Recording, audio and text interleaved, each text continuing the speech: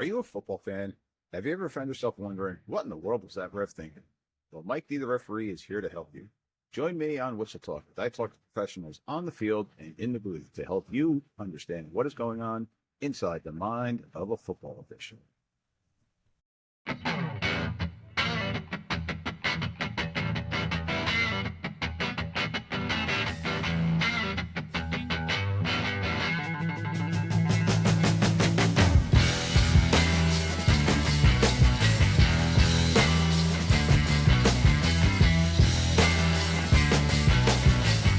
All right, ladies and gentlemen, welcome back to another episode of Whistle Talk, where we dive into the world of sports, coaching, and everything in between, talking about officiating. But before we begin, if you are enjoying the show, please, and you want to keep up to date with the latest insights, take a moment, hit those like buttons, hit that subscribe button, share the podcast with your friends and fellow sports enthusiasts. And if you need to reach out to me, myself, you could reach me on my social media, Mike D, the referee, on Twitter, Instagram, or I'm sorry, on X, Instagram, and at Mike.D.the.referee on TikTok. That one's a pain in the butt to say. And then you can always find the Whistle Talk podcast on Facebook and on YouTube. Your support definitely helps out with that algorithm and getting the word out there. So let's get started with our show, and more importantly, introduce our guest that we have today. Today, I'm lucky enough to have head coach of Iona Prep coming out of New York State, Coach Joe Spagnolo. Coach, good morning. Thank you very much for taking the time to join us today. How you doing? Good morning, Mike. Thanks for having me. I'm excited to talk some ball with you. Cool. So Coach Spags is coming off another New York State championship this past year with finishing his 9th overall season and a very impressive 73-20 record overall as a head coach. Coach, why don't you give a little background of yourself to the listeners that are out there? Yeah, sure, Mike. I'm actually an alumni of Iona Prep. I played quarterback. I was a 3-sport athlete there back in the late 90s, graduated in 98. Went on and played college football at Siena College and at Bryant University. Went into the business world, still had a love for football, still wanted to get back into the game. In 2005, I believe, or 4, I was able to get back in and start coaching at the high school level. And in 2016, I was given the opportunity to become the head coach of my alma mater at Iona Prep. And that's where I've been ever since. Okay. And you kind of started out one of your rivals, if I remember correctly. Is that true? Yeah, that's true. Back in 2006, I believe, Coach Mike O'Donnell gave me an opportunity to be his offensive coordinator at Archbishop Stepinac as one of our rivals in our league. It's a great opportunity. I was there for 10 years. I was calling big boy varsity football games as a young 24-year-old kid, and it was a great experience and a great opportunity for me for my career. Coach, I think I have you beat. I started being an OC at the high school level at 22, so I got you beat by 2 years. So it was it's definitely a learning curve when you get to that level. But like you just said, it was a great opportunity in my career, and it opened my eyes to this awesome sport that we got going here. So today I invited you on today because I actually haven't had anybody on from my neighboring state of New York, coaches or officials. So I definitely wanted to get a perspective of a little bit more local flavor of what we got going on here in the Northeast of the U.S. And I want to talk to you about some of the challenges that you may be seeing with high school football officials and officiating in general. How are things going in New York in general overall? And I don't want you to put a bad name out there for the officials that are listening, but just in general, how are things going numbers wise and things like that in state of New York? Yeah, I think all youth sports are struggling to get people to contribute, whether it's coaches or officials or just volunteers in general. It's not easy post-COVID. It seems like a lot of people moved out of the region. A lot of people kind of changed their priorities. It's made all of that stuff more of a challenge and more difficult. I feel like every year we get further along, we're getting more and more back to where it was pre-COVID. But yeah, it's definitely a challenge. I mean, we're spoiled, being in the AAA division of our league and playing a lot of high profile games. We get unbelievable crews week in and week out. So, I don't really have anything but positive things to say about the refereeing we have in our neck of the woods. But I know it's a challenge for you know our signers and just our governing bodies to make sure we have enough officials covering games on a week to week basis. Yeah, and you mentioned that about getting great crews, and it is something that we have discussed here on my show. Because some people feel that there is kind of a bias from the assigners the assigners giving specific crews the bigger games, and I'm going to be upfront. It's typically true because it's a high profile game. Um, they don't want to put a crew on there that could potentially have a major impact in the game.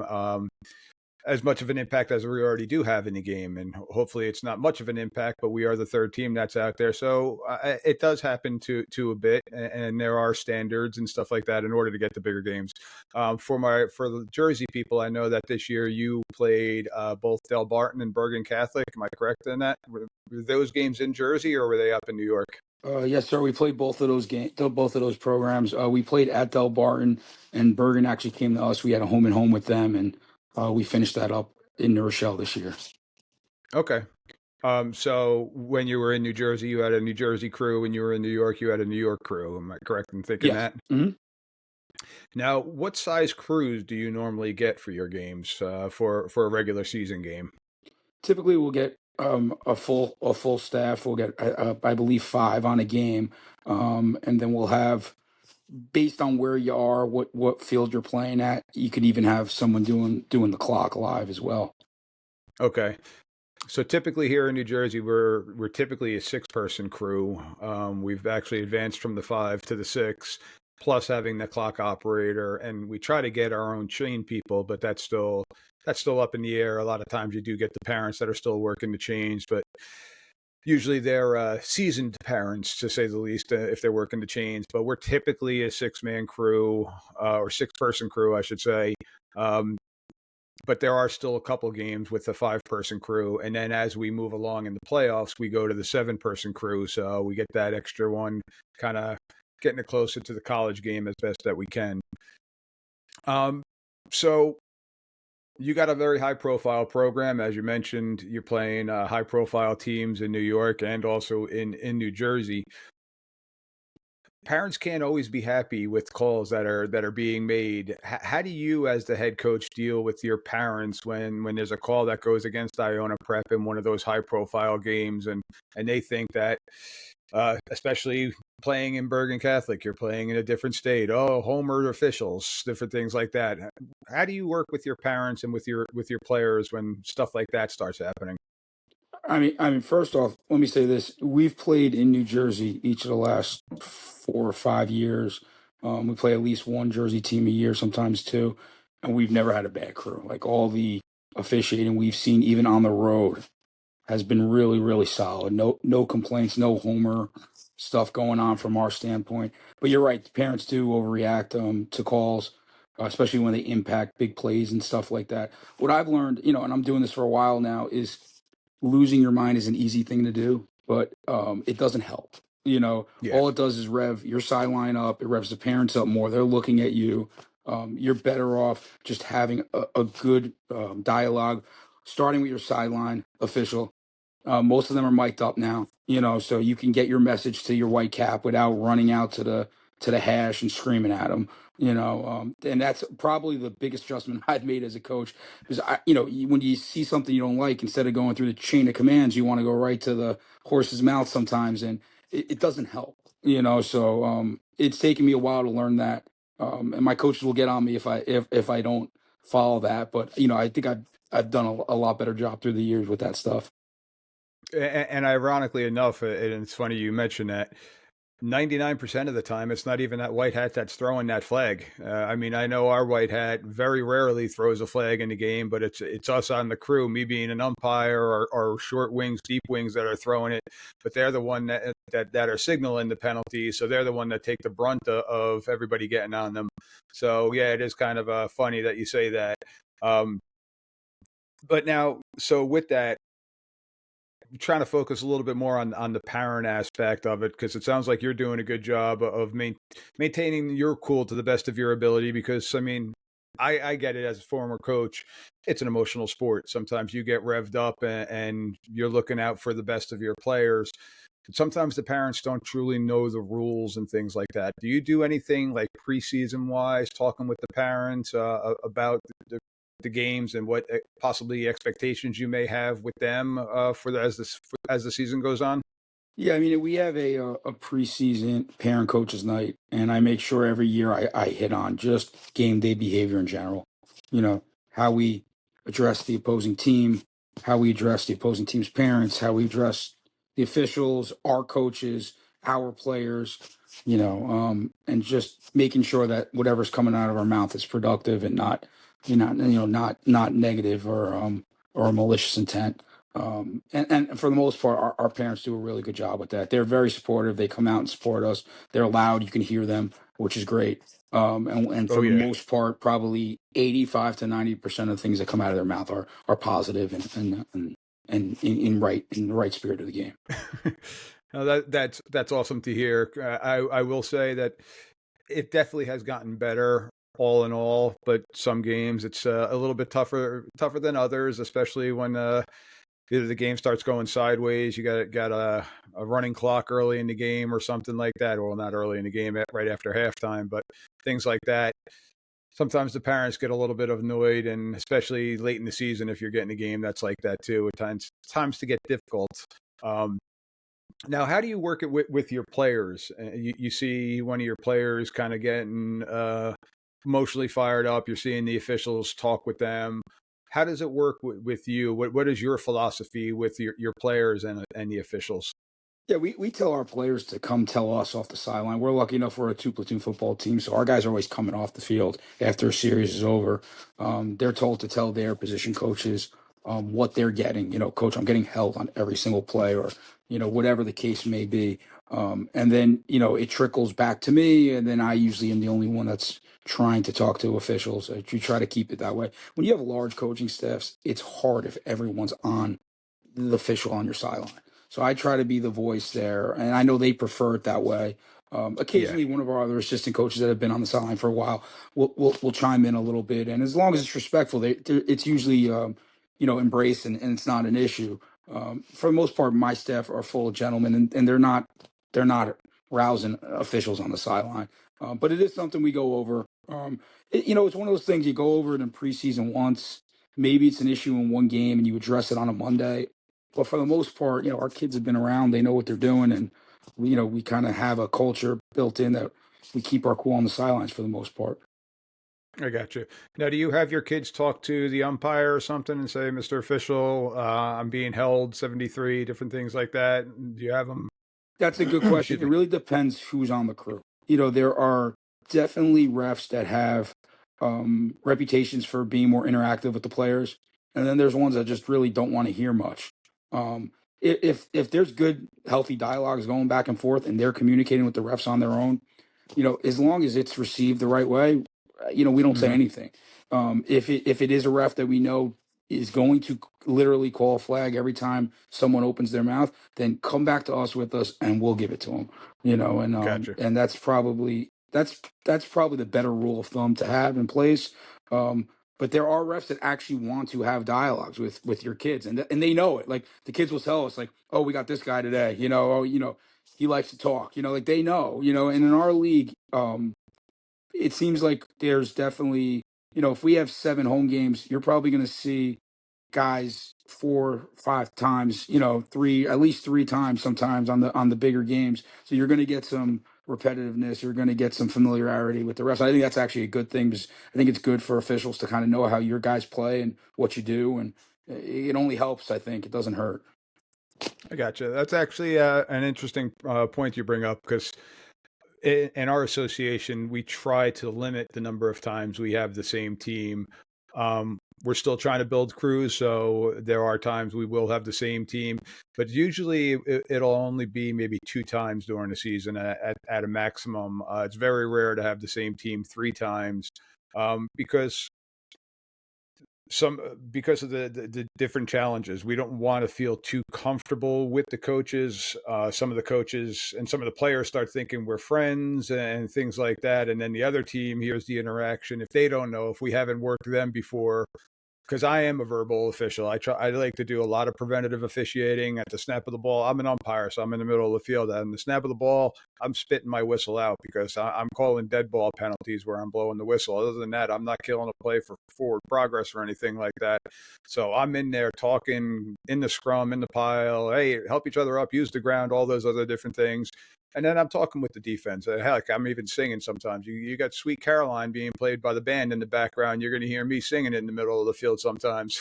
So that's just my style. I like to have some fun with the game and keep it a little loose. But I also find that when you get those high pressure situation games, those games that you're referring to, they know that, okay, I'm here for the game and I'm here for them and let's play football. So that's, again, what my style is. So hopefully that's something that people do enjoy. Hopefully I get that reputation that people are like, oh, all right, I like this guy, as opposed to, that guy with the stupid mustache is a pain in the butt. One of the challenges we Yeah. have in our league is the geographical issues. I mean, our league consisted of 5 boroughs, Westchester County and Long Island.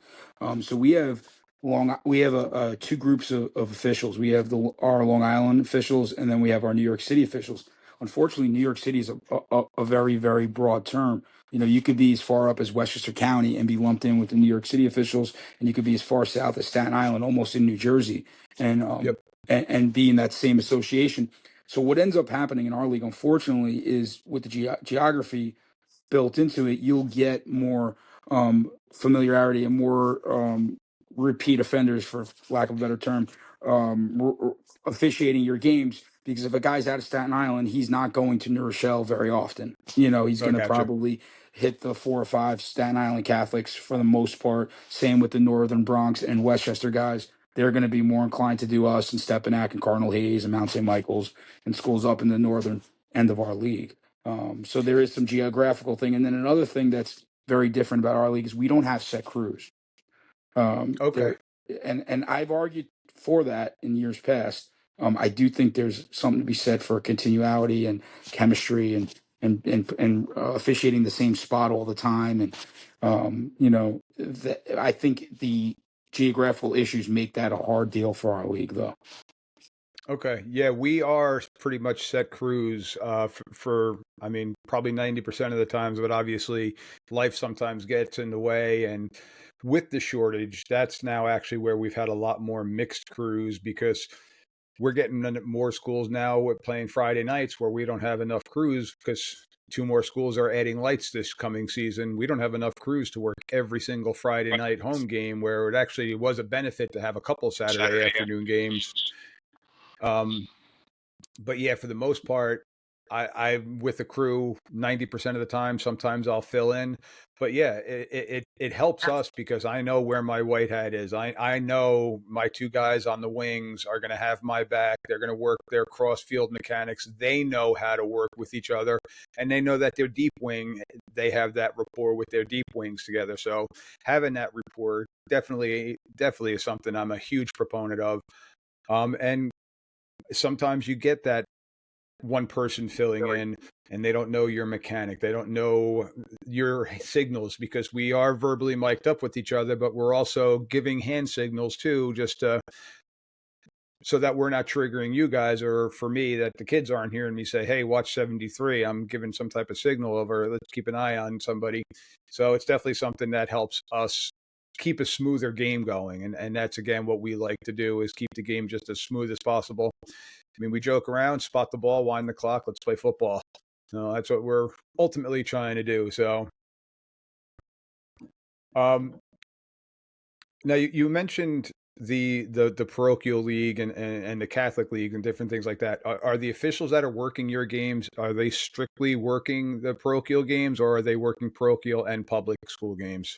The majority are just Catholic school refs. Okay. There are a couple that cross over. We do have some guys that do some college games as well. Hmm. So you get a little bit of a mix of everything. I think sometimes when, like you said, when it is a Friday night game or it's a a time where they having a hard time filling all the slots, they will go outside of our association to find a fifth or something of that nature. It's kind of interesting, like you're doing this as long as I'm doing it. You can kind of spot it when it happens. All right, this guy's an outsider. He's not. We actually had a couple. I think we've had a couple Northern Jersey officials through the years too, just in spot times when we needed to fill slots. Um, Okay. so we do have to, and that's probably goes back to your point with the shortages and the limitations post COVID. Um, so yeah, so it has happened in the past. But now your schedule is strictly a parochial schedule too, correct?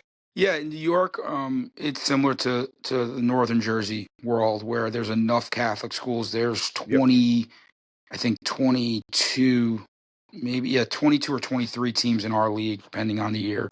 But yeah, so we have an all Catholic school scheduled. We did play a public school in a non-league game this year. We played Springfield Central, one of the stronger public schools out in Massachusetts. We went up Yep. there. We did a home and home with them. But for the most part, our league itself is only Catholic. Yep. So here down in the Shore Conference, we only have two off the top of my head, RBC, Donovan Catholic, that are parochial schools. So they're playing a predominantly public school schedule down here. So, and then further south in New Jersey, we have more, but it's not like that northern section of New Jersey that you're talking about with your Del Bartons, your Don Boscos, Yep. Bergen Catholics, and things like that. So, and that's a tough division and a great league that they have going on up there, but it's definitely so we're working all different types of games. And now when we get to our playoffs, we do have the ability to work a Bergen Catholic playoff game and different things like that. So our state association, we're completely mixed and open. So we're working both publics and parochial. So it works that way here. Yep. So got a couple memorable moments that you have against Stepinac, if I remember correctly, and doing a little research on you guys. Um, First one you guys had, which one happened first? Was it the 2-point conversion, or was that there was So another we, situation? so interesting enough, from 2016 to 2018 or 19, we went to overtime with them like for 4 years in a row. Oh So, wow. yeah, so there's been a lot of barn burners in our rivalry with them. It's one of those games where the kids just don't give up. So, unless you're just blowing the doors off them, it's going to be a game in the fourth quarter because the other side's not going to take their foot off the gas one way or another. Um, but I think the one you're referring to was 2019. Um, it was at With the 2-point Stepinac. conversion. Yeah, I tend to always go for two against them. I don't know. I just want the games to be over, I think. I've kicked it a couple times, but a lot of times we've seemed to go for two in those games. But yeah, there was one, I think the one you're referring to, we went and tied the game, and then in overtime, um, they scored, we scored, and then we decided to go for two in the win.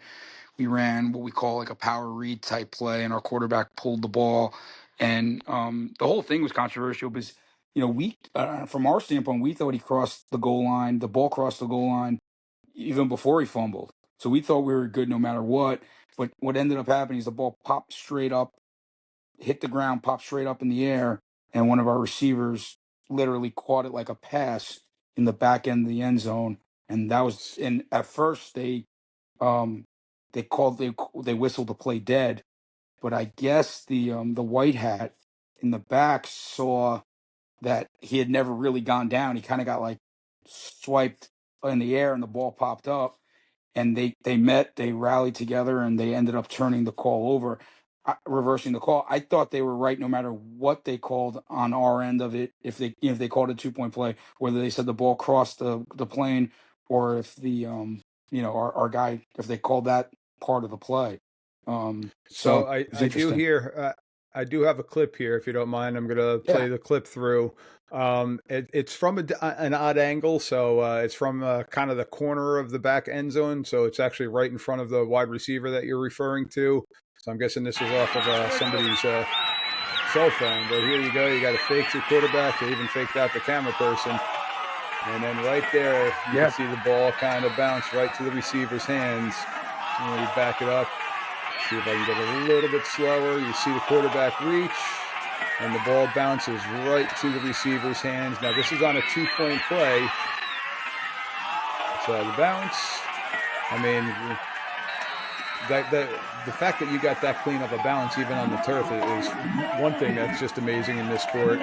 But gonna let it play through because it does show the officials here at the end.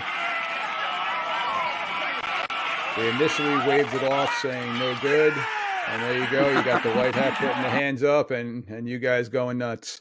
Um, so I saw that, and I was looking at the ruling, and so what a lot of people think is that because it's a point after, that as soon as the play is stopped, that the whistle should blow and the play is dead, but that's not true. And that's, I think, what they were initially. Now, I can't speak for the officials at the time, but on a blocked extra point, say you're kicking it on a blocked extra point, the play is going to get blown dead when we know that the blocked team, the defense, gains possession of the ball. If the kicking team gains possession of the ball, it should still be played out because now they can scoop. If the ball is behind the line of scrimmage, too, they can scoop it and run it in for two.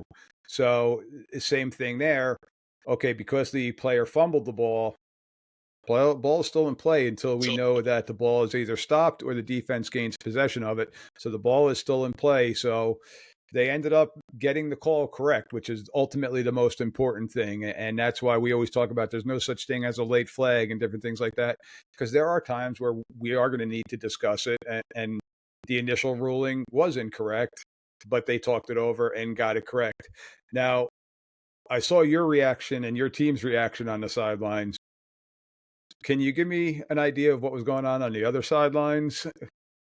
I know you can't truly speak for the other team, but what was their reaction to the officials' calls?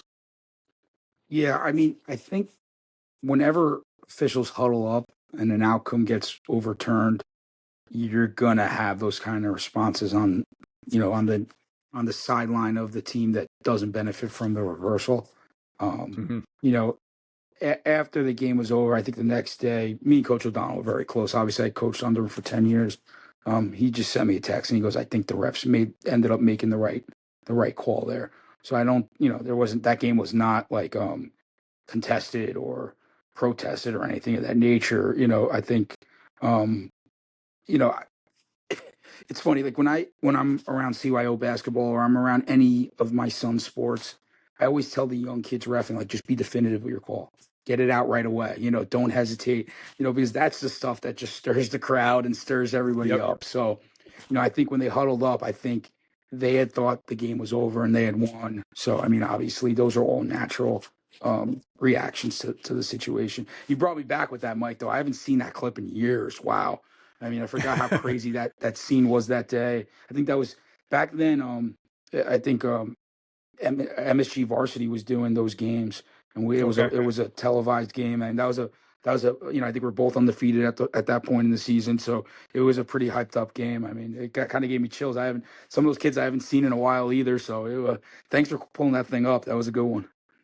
Oh, absolutely. Yeah, I was trying to figure out different ways to bring it full circle with the officiating because that's definitely something that did have an outcome in a particular game. And knowing the rivalry between your two schools and your history, particularly between the two schools of being a coach. Now, did you used to play them too when you were playing at Iona? Were Yeah, they? yeah, they've always been our rivalry. The school's located about 15 minutes, 10 minutes north of us. So, all the kids play against each other in youth football. And, most of the time kids are making the decision between Iona and Stepinac. It's probably similar to Bergen and Bosco and stuff Yep. like that down in Jersey, So, when there's familiarity, it always adds to a rivalry. Now, the year before, if I remember correctly, there was a pick six or something that happened. Am I correct in saying that something at the end of the game that? So the year before, we ended up winning that game as well. But there was a player at Stepinac who I'm very friendly with, Trill Williams, played for the Miami Dolphins, played at Syracuse. Um, he we hit a vertical shot. Kid's going to be walking into the end zone. Trill runs it down from behind, pulls the ball out of his hands, and runs the other way. It Oh made wow, ESPN's top highlights. It got national exposure. Trill went on at Syracuse to make a similar play. I don't remember who it was against, but the play kind of resurfaced again at the college ranks because it was the second time he had made a play like that. gotcha. Special kid, um, unbelievable football player. And yeah, that was definitely a play that went around. And it's funny too, because one of my most recent guests I had on was Don Beebe. So, and he's famous for the hustle play and never giving up and stuff like that. So it's kind of ironic that you're mentioning that. And that's what the play was, is just going down and just never giving up on it. So that's awesome and good for that kid. Mm. Unfortunately against you, but good for that kid. So you like seeing that type of hustle. Yeah, it was kind of Uh, messed up. The kid he pulled the ball away from actually was a good friend of his. They played youth football together, and the kid had the best game of his life. He went for over 220 yards and was a big reason we were able to win the game. But the poor kid was on Sports Center on the wrong end of it multiple times, and he got razzed a little bit on social media over it. But I guess he got the last laugh with the win that day. But they're good friends, and it was all in good spirit.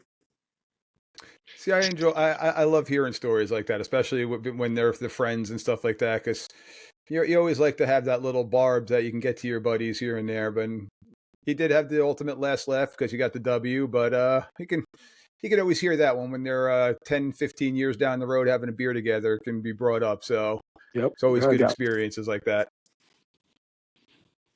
So now I got a couple other questions for you, Coach, about now with your players and different things like that. Have you seen an impact that officials are having on some of your players and different things like that? Do you have any former players that are officiating? I don't have any former players. I'm at the age now where I do know some of the officials from growing up and playing sports with them and whatnot. Our league does a pretty good job. Like anyone who went to Iona, for instance, would never officiate an Iona game. There's a couple Okay. Chaminade refs as well out in Long Island I know of that were friends of friends. I know they can't do Chaminade games either. Um, so yeah, we do definitely run into some. None of my actual former players that I know of are officiating yet. Um, I would encourage them to if they want to get around the game. I mean, one of the great things about officiating is there's so many qualified, great people that can get involved in youth sports, but unfortunately, at the high school level, the time commitment makes it impossible. Like, not a lot Yes. of people have the ability to get out of work at 3 p.m. and be on the field from 3 to 5 or whatever it is every day. But in the officiating world, you kind of can make your schedule a little bit. The times are after normal conventional work hours. So it's a way to get involved in the game and impact kids and still get a feel for it. It's probably why you migrated into it. I'm just assuming, obviously, but um, and I You're would encourage 100%. any of our guys that want to get involved in the game and can't coach to go down that road. Obviously, yeah. No, you're 100% correct. My main impetus for switching from the coaching world to the officiating world was my kids. My schedule. I'm a school teacher. My school schedule allowed me to coach, which was fantastic. But I know a lot of people that aren't school teachers that still want to be involved in sports in some capacity. That officiating is a great route, and for me, it freed up the time that I could still spend with my family, be with my family, plus still be involved heavily in the sport that I love. So that was my main reason. I was coaching typically an hour away from where I live, so the commute was starting to get a little bit much. And now I live about 15 minutes from the beach here at the Jersey Shore. So in the summer times, I got my rule book, my case book. I'm sitting on the beach. I'm catching up on my rules, rereading my rules, and I'm not driving an hour at 5 a.m. to go to those early morning workouts and things like that. So I get to spend the day with my family and things like that. So, yeah, Coach, I highly recommend you push that to your kids. Get into officiating. I'd love to speak with some of them if possible and talk to them about the benefits of it upon graduation because a lot of people don't realize you can get into officiating at 18 years old. You don't have to be a college graduate. So you could work the youth levels and I know intramurals at colleges and different things like that. If they're not playing college football, that they still have an opportunity to stay involved in it. So it's definitely a a path that they could choose to do, especially if they truly do love the sport. So that's what we're looking for, is people who love the sport, knowledge of the sport, to stay within the sport. Mhm. So now, what ideas do you have? I'm asking this, and this is kind of a vague question, but as a coach, what ideas do you possibly have for helping with the referee shortage? You just brought up one about getting the younger people involved, but do you have any suggestions on what we could do? I mean, heck, I'll put it on me. Do you have any suggestions for something that I can do to try to get the word out for more officials to try to grow the sport in any way to keep games like you have going as smoothly as possible by getting good people? You have any suggestions for that? I don't have any I know I'm kind suggestions. of I mean, putting you on the spot. yeah, I do think there is. I mean, I'm in the business world outside of coaching, and I know there's always issues with on the books, off the books. You guys don't get paid a ton to begin with, and then you start taxing it. And I would love to see if our government could make that tax-free dollars. I mean, if you're involved in youth sports, maybe you shouldn't get taxed on that. I mean, Mhm. it's something of that nature. If you think about it, they're all nonprofit organizations for the most part. Yeah. Just incentives that way. What I have found, a lot of refs that I'm friendly with that have gone out of the business is, Joe, for the little they pay us, it's not worth all the abuse we take. It's not worth all the yelling we hear. It's not worth all the parents getting on us about it. So maybe if you can make it a little bit more beneficial monetarily, and I know that's not why you guys can find ways of making money better than that. But at the same time, every little bit helps. So that's one suggestion. um as far as getting more of them, I think it's more getting them involved, getting them there, getting them into the sport to begin with. I think a lot of them don't realize that they have the opportunity to do it, don't realize, um they probably think there's a lot of barriers to entry to get involved in it. I think once you get them to that point, you'll get them, and you'll get those, you'll get the former players to do it. But a lot of them don't get introduced to it or don't get the opportunity to do it. I would say, what the biggest problem is, Mike? Like, as coaches, you're trying to help these kids with their full time career.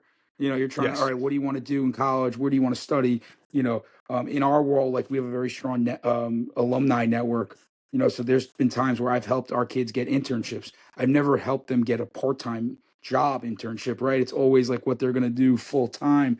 So it's more like the referee path kind of falls in place after you have your education and your life in order already. Like, look at you, right? Like, you found it later in life after you have your established career, after you have your established family. So I think that's the part of it that's hard too. It's not something you're going to do right out of school.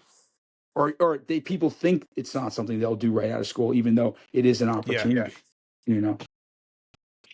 Yeah, and that's definitely something I'm finding, especially in our area here in the northeast of the country, that it it is falling on people older like myself. I just turned 50. I'm calling myself old. But we're seeing a very either young group or a very much older group. I'm kind of like in the middle right now at 50.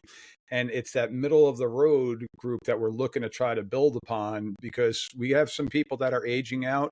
And one of the problems, and you mentioned it, is the retention aspect of it, of keeping those younger officials and retaining them to continue with it, because of sometimes parents, sometimes the coaches, and typically, and I hate saying this because I'm involved in it, but typically it's the youth level. It's the youth coaches and the youth parents, because they're kind of right on top of you. Yeah. They're the ones always holding the chains, so they've always got something to say, because it's they're watching their kid out there, um, as opposed to the high school teams. And I could say 90% of the high school teams we have a very good rapport with. And especially the head coaches, like you're saying, sometimes you'll get that rogue assistant coach that wants to ride the officials a little bit here and there. But for the most part, everybody in the high school level is pretty good, especially with our crew, I could say, because we like to communicate with the coaches. But we're still definitely trying to get more and more people. I know in the Midwest there are a lot of people that are coming out of high school and getting involved in it right away. So I'd love to see that happening a little bit more around here. And I'm not going to lie, I just learned in the past year that 18 is the age to start. So it is something that you can start doing right out of high school. So if you have any kids that are going on to college that aren't going to look to continue their playing career, say, hey, while you're in school, you could possibly work in some officiating, make some extra cash while in college, and maybe see if we can keep them going from there. So it's just another one of those type options. So I got one last question for you, Coach, and this one is just an overall football question for you. You've been involved in the sport for a long time. I've been involved since I was 14 years old. So for the major part of my life, football has been at its core part of my life. What do you feel are some of the biggest things that players, coaches get out of the sport that relate now to your overall life? Yeah, I think the network is the first and foremost. The just the fraternity of the football guy, right? Football is the hardest sport to play, in my opinion. Is the practice to game ratio is insane. The amount of risk with injury and dependable dependability you have on each other, and the accountability with being present and being at practice and working hard constantly. Just the teamwork aspect, having 11 guys on the field, having to work out as one. If one guy messes up, it messes the whole play up. Um, these are life lessons that I think stick with kids. And, I'm in the business world and I see former athletes all the time. And those guys make great teammates. They're competitive. They're not afraid to back down from a challenge. They're guys that are willing to go the extra mile. A lot of the characteristics you see in strong football teams and strong football players translate into the real world, into the business world. And I think at the end of the day, um, you know, that's what employees are looking for. They're looking Mhm. for um, people that are going to be accountable, people that are going to be team players. So the network, I think, is the biggest thing. Memories. I mean, everyone remembers their big high school football games. It's a special time in their life. Just climbing the mountain, right? Being a freshman and working your way up to varsity and becoming a senior. And I know we do a really good job of glorifying senior year here because you made it 4 years in the program. So I think there's endless amount of things that you can take from playing football. And it's a tough world now because a lot of parents won't let their kids play football. I have a fourth grader and he's 9 years old and I see it. There's a lot of kids he plays baseball and basketball with that would be great on the football field, but mom and dad just won't allow it because they don't Yep. understand that the pluses outweigh the minuses when you start looking at the overall big picture of youth sports and what football itself offers. So that's a sad part of what's happening in our neck of the woods. But the kids that do play, they get tremendously close and they learn a lot from it. And the relationships, I think, last a lifetime. Yeah, I will still say that football, in my opinion, is the number one team sport out of all the sports. And I'm a sports junkie. My son's a baseball player. He pitches when he's on. He could be lights out and shut the whole team down, and it's his game. When he's off, he's got to rely on his teammates at that point in time. But it does have the ability to have one player dominate the game. My son also plays basketball. Same thing. You could have one scorer who's just lights out, and they can just be the entire game and be the entire team. Where in football, one guy misses a block, it's screwing up. You could have the greatest tailback in history. He's not going to make all 11 defenders miss every single time. So it still is the greatest team sport, in my opinion. And all those life lessons that you're talking about, the teamwork and learning how to deal. I mean, your record, you're 73-20. So you've dealt with adversity at least 20 times in your life on the negative side of the game. So learning how to deal when things don't go your way is another life lesson that a lot of kids need to understand because we're in a society now. If things don't go our way, well, you're getting a phone call from mom and dad sometimes saying, how come my kid is not starting? How come my kid's not getting an A? And different things like that. And how often are you seeing that in the business world? That if they're not doing the job, mom and dad are calling you up to complain in the business world. How come they didn't get their promotion? So it's a way that they can learn how to deal with adversity and different things like that, and grow as human beings. And I think that's a great thing about our sport, and that's why I want to keep growing our sport. And in order for our sport to keep growing, we need to keep growing with the officials because without officials, unfortunately, we don't have games. We just have practices.